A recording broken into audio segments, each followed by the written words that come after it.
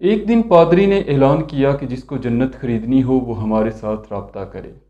تو شہر کے تمام جاہل اپنی دولت لے کر پادری کے پاس پہنچ گئے اور جنت کو خریدنے لگے۔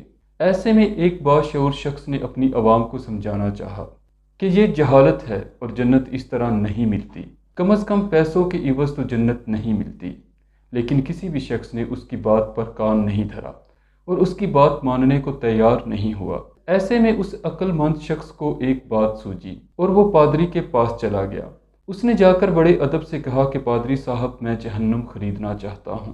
پادری تھوڑا سا حیران ہوا، لیکن سوچا کہ چلو اسی طرح بھی دولت ہاتھ آ ہی رہی ہے۔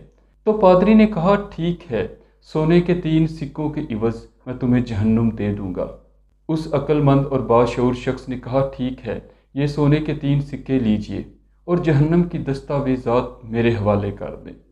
پادری نے اپنے پاس سے کچھ ورق اٹھائے، ان پر جہنم لکھا اور ان کے اوپر مہریں ثبت کی اور اس نوجوان کے حوالے کر دی۔ وہ عقل مند نوجوان جہنم کی ان دستاویزات کو لے کر شہر کے مشہور چوک میں پہنچ گیا اور اونچی اونچی چلانا شروع کر دیا کہ اب تم سب جنت میں جاؤ گے، اب تم سب جنت میں جاؤ گے، اب تم سب جنت میں جاؤ گے۔ تو شہر کے لوگ بڑی تعداد میں اس کے ارد گرد جمع ہو گئے۔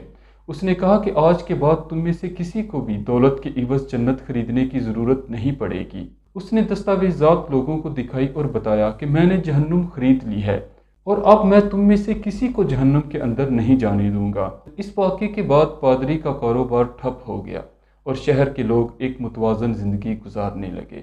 ناظرین، دنیا میں ایک خوبی ہے جس کا نام شعور ہے، اور دنیا کے تمام گناہوں کی ابتدا جہالت سے ہوتی ہے۔